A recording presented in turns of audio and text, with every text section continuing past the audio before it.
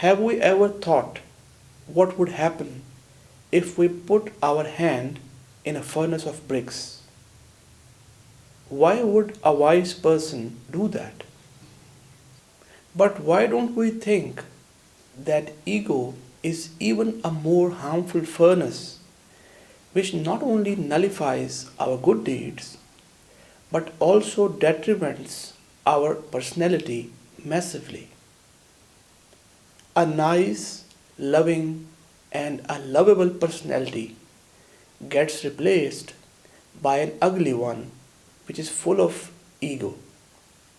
When we are suffering from this evil ego, stubbornness, being unfair and illogical, all this fall into place.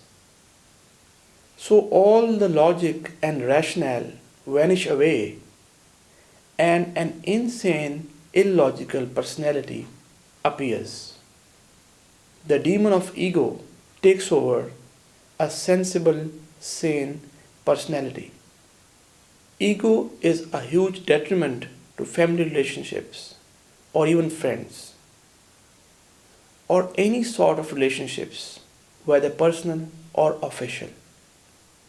Whereas fact of the matter is that a mere cough, fever, or bad throat puts us to the bed and tells us very clearly about our strength inside out and helps us get away with ego at least for few days.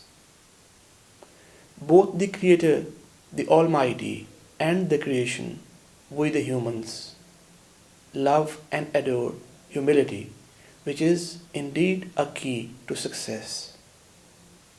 Let's share this message with our friends and relatives and let's try to act upon it for our own good.